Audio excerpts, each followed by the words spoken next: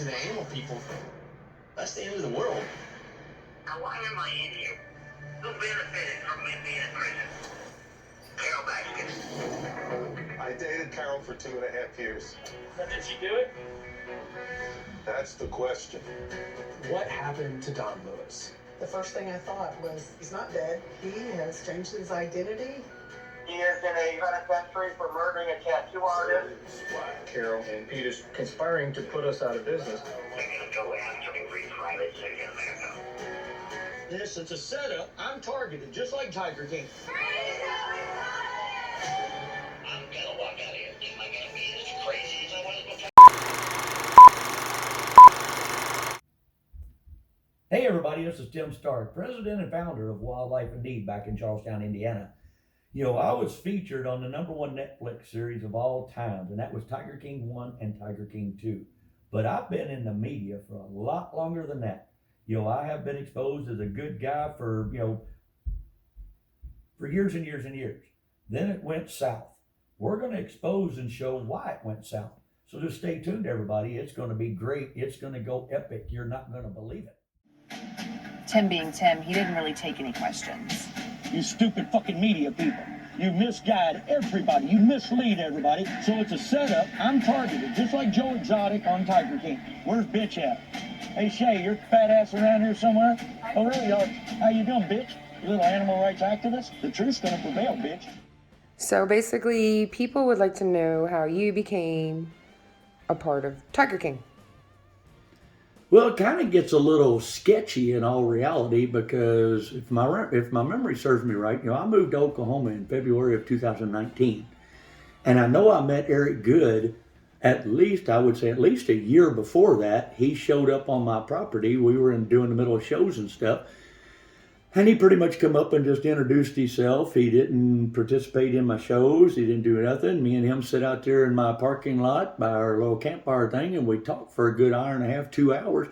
And he explained to me that he's rich. He owns these hotels, these restaurants, and all this kind of stuff, and he does all this turtle conservation stuff. He met my wife and everything else, and didn't really think nothing of it. And I didn't know he was doing Tiger King. He never told me he was doing any kind, and this would have been in either early 2018 or late 2017, and they were already doing the Tiger King productions, and I really had no clue because I didn't really keep up with all the crap Joe was doing because he was always on camera with somebody. So I didn't pay no attention to who was who, what was what back then.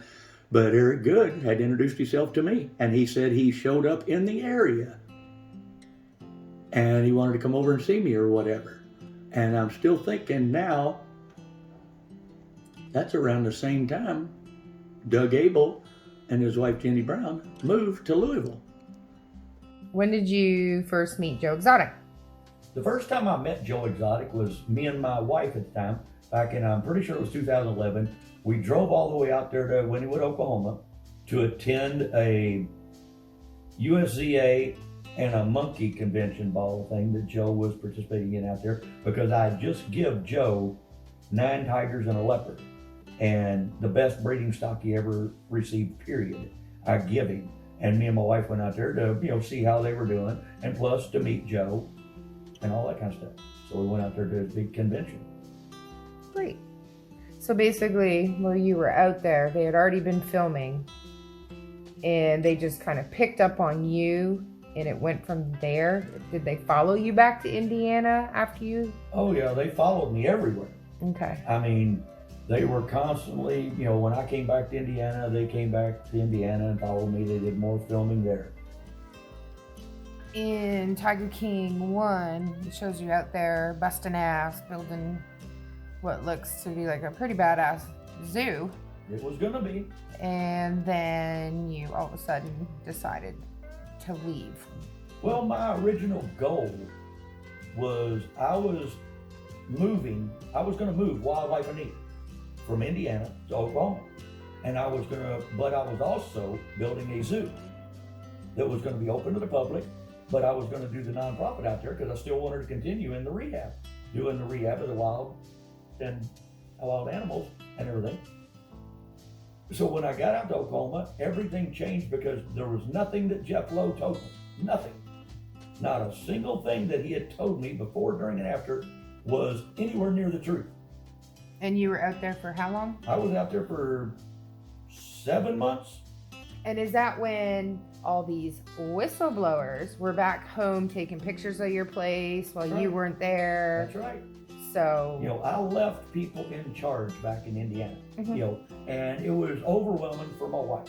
obviously, We were having some marital problems, and we weren't just, I was having life problems, period, because I was being attacked by anybody and everybody. All of it was going down. I had numerous lawsuits going on, and it was just draining me.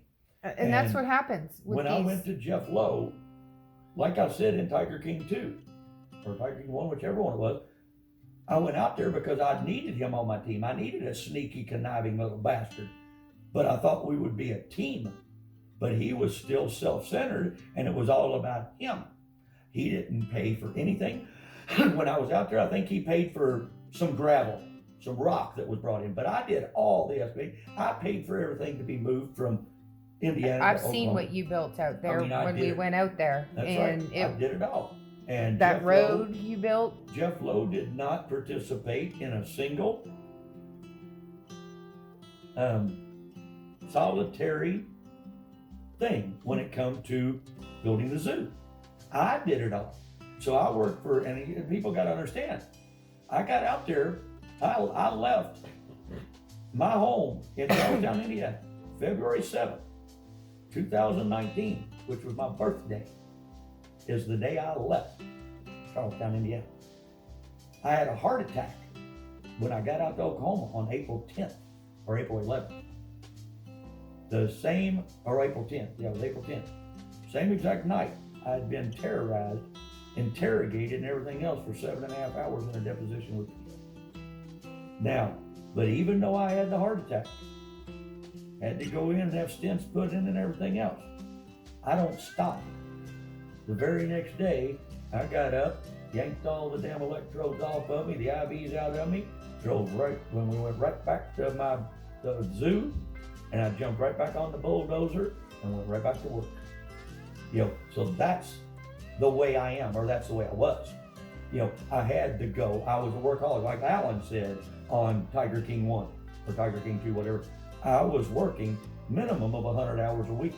Alan speaks very highly of you. That's right. Me and Alan are good friends. We talk all the Even time. when he calls, you can just see and hear how much he cares about you and adores you. And you taught me this, sir. Right. And he's just so respectful. He throws me 110% respect. Yes, and he does. I respect Alan Glover 110% back to him for that. Even though Alan knows that I don't agree with his drinking. Mm-hmm. But I have no control over that. No. None. So I'm still going to love Alan Glover, drunk or sober. He just knows that I don't tolerate him drunk, so I'll knock his ass out. So, you know. He has nothing but love for you, that's right. Which is nice. And like I said, and Alan flip-flopped because of me. I'm the one that recorded it and got the whole movement started as far as everybody coming forward and exposing the truth about Joe Exotic's setup. I'm the one that did that, you know. But has anybody went, good job? No. Did they take my information and run with it? Oh, hell yes, they did. Because without me doing that, Jeff Lowe would have never came forward. James Garrison would have never came forward. John Rinke would have never came forward. It would have just been a bunch of them. John Phillips would still be sitting there with his thumb up his ass. It would be that simple. You know, I hate to say it, but that's where he would be. Well, we're still hoping with all the evidence that is coming forward and being exposed that they will listen. They need to do something. The Department of Justice is obviously very corrupt and working together. Don't worry, Joe. I got your back, brother.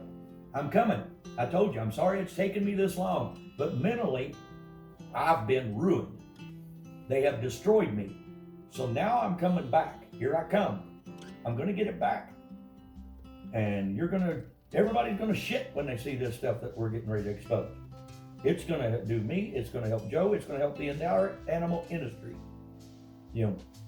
I just wished they would have showed better stuff on you. It's like all they did was just show negative in Tiger King 2, especially. And there was a reason for that. And now we found the reason. We know exactly why I was portrayed in Tiger King 2 the way they portrayed me now. And like I said, we're going to show that. So that's what I've been talking about for years. But I was actually distracted going at a different level. But here in the last, few weeks, month or whatever, we have come across some of the most compelling evidence that's going to rock the freaking world. Hey, Shay. Here I come, baby. I know. I hear you got some really, really good evidence. Care to explain? Well, please. Well, it's kind of hard to explain. And good thing about it is now that we're doing this podcast, we're going to be able to pop up, stuff that I show. So this is going to make it a lot easier for me. This is what I've been trying to get figured out in my head for a year, a couple of years, how to get this stuff out.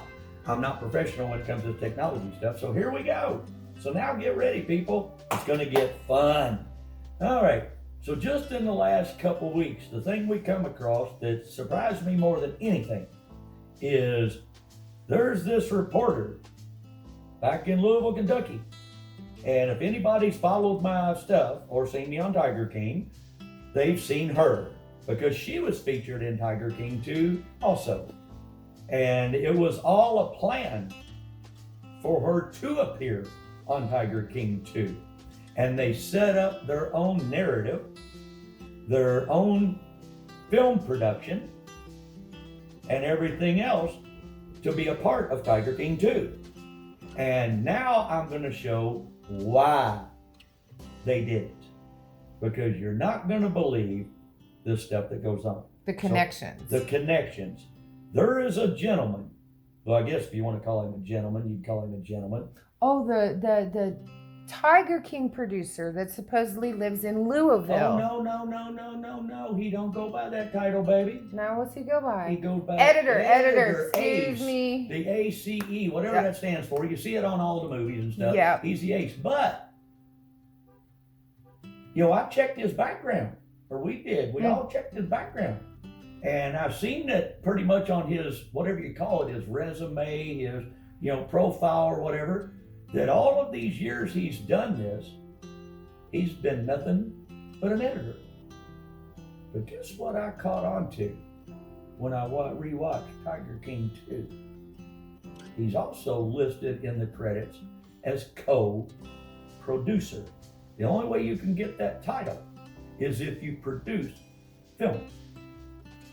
If you're an editor, you edit the film. If you're a producer, you produce the film. So here, they produced and edited their own Tiger King episodes. Yeah, I seen. Pretty much, that's what they did. I seen Shay McAllister actually do an interview with him at his place in Louisville, That's Kentucky. Right. And it makes me wonder, has he been put there on purpose to follow your story? When we looked at his background, this is a weird coincidence that we found. That Doug Abel is married to a lady that goes by the name of Jenny Brown. Now, when we researched, they originally came from New York. New York. And there's a lot of activists in New York. In this article that we read, Doug Abel states that he's been affiliated with being the editor for Tiger King Productions since 2016. Then in 2018, for some reason, him and his wife left New York, where they founded their own nonprofit organization called them Woodstock Farms Sanctuary. They created this. And damn, the more we looked into it, they were this organization that they are founders of. They are members of the Global Federation of Animal Sanctuaries. Which, who's the co-founder of that? Carol Baskin. Damn. And PETA and the Humane Society. Now you got to remember. Now let's go back and look at dates. PETA filed their lawsuit against Tim Stark in, I'm pretty sure if I remember right, it was in September of 2017. And they moved to Louisville 2018. 2018.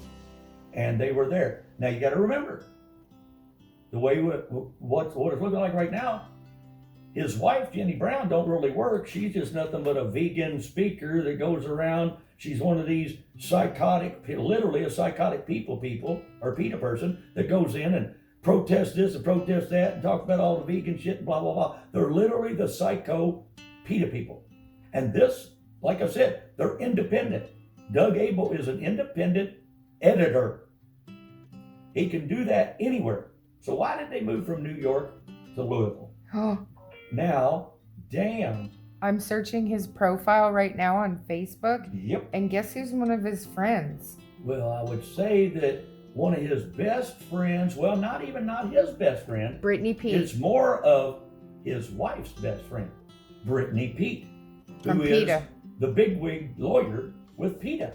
Now, when you look at it, they came, they were keeping an eye on me, evidently. They were trying to set me up. Now, this is where it really gets interesting. Like I said, he was already involved. He admits he had been involved with the Tiger King production since 2016. And he's hanging out right there in Louisville, Kentucky, more or less, in similar to my hometown. Well, he says that in the show. That's right. This guy's in your backyard. That's right. And then he tries to play it off like he didn't know I existed until he was confronted about Tiger King 2. That's when he found out, well, he has got somebody 20 minutes from his backyard. Yeah. Well, I wonder who that somebody was. No, I hate to say it that, you knew I was there before you moved from fucking New York. It's that simple. That's why you came. So you were fully aware. So don't try to play it off like you didn't know. Hell, I was in Tiger King 1. So how did you not know? Because it was put in Tiger King 1 repeatedly.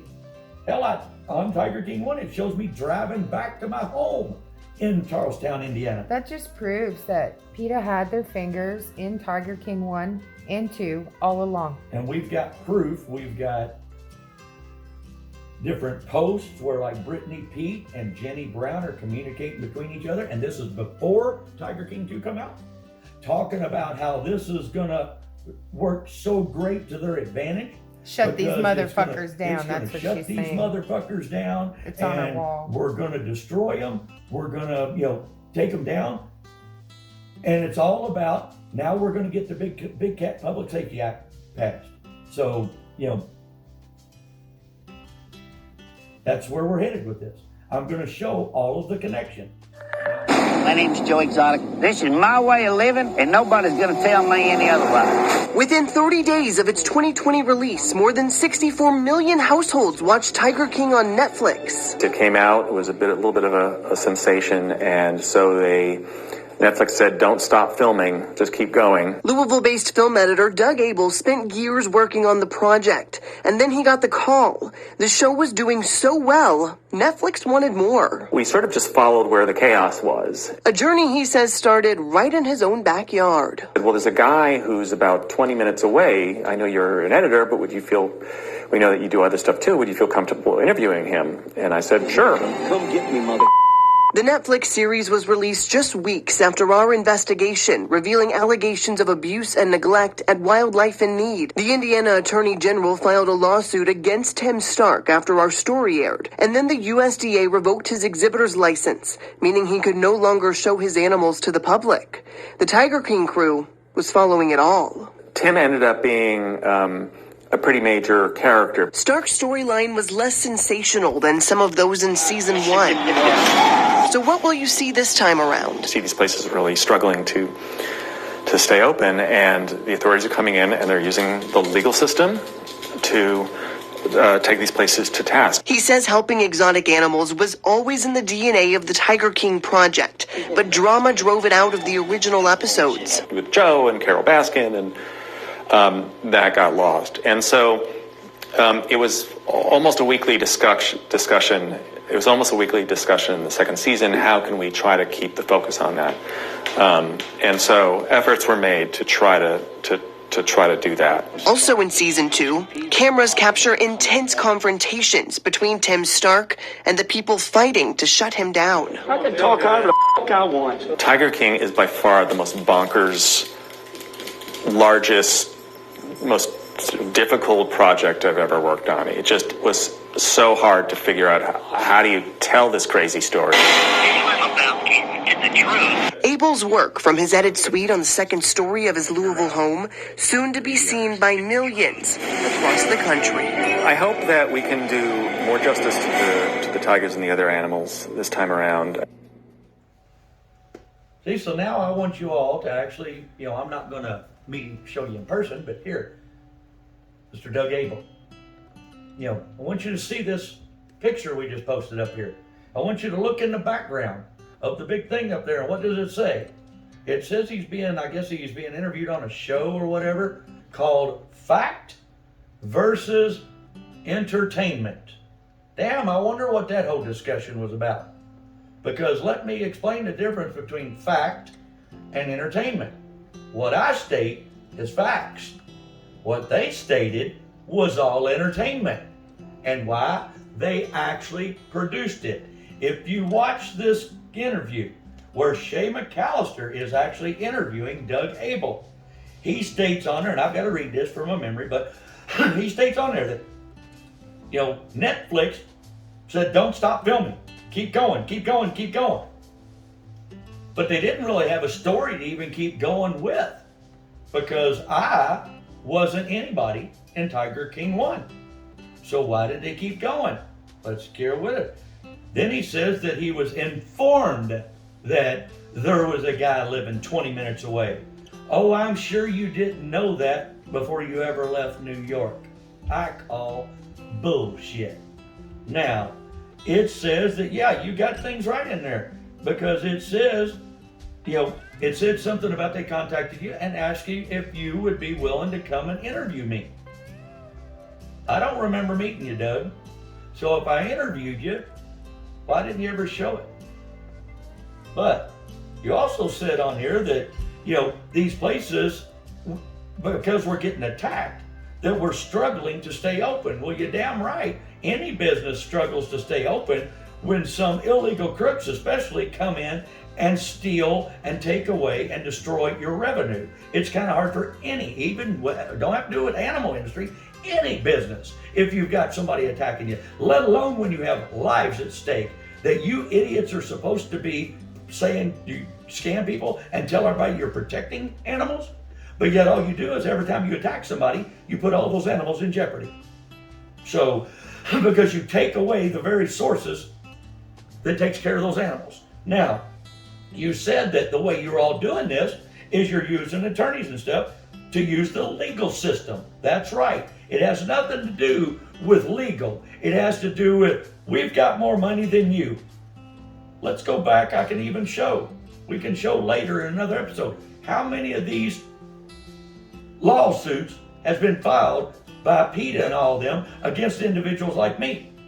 I know back in 2020, I think it was, or 19, there was 48 lawsuits filed. Not a single one of them ever got to court. They destroy you financially, and you can't take them to court. You never get a fair trial. Nobody has against these people. So you even discussed in this interview that you all had weekly discussions, pretty much trying to figure out a plan of attack on me. You sat right there in Louisville. And by this time, it was a conspiracy, I guess, between Netflix, Doug Abel, Shay McAllister, and anybody and everybody. We're going to get to all of them. And PETA, we can show where PETA, they were involved in everything. So I can show it all, and that's what we're showing you all. We're proving it. So how does it get down to a lousy Louisville, Kentucky, over Tim Stark, who was nobody in Tiger King 1, now gets full-blown attack by PETA, and they used Doug Abel, who is a known animal rights activist along with his wife. They're the fruitcakes of the world, and Shay McAllister. And they all got Doug and his wife, I will say on camera, they were involved in it all along. That's why they moved from New York. That's just my opinion. They moved from New York to Louisville, Kentucky. Specifically, they were working for PETA to start the attack on me. Because hell, now let's look back.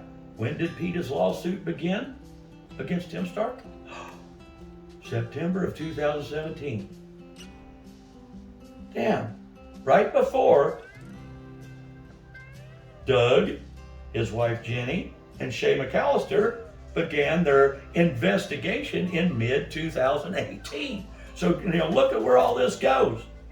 So, like I said, once we piece it all together, we show it, let's see if y'all can handle this in court.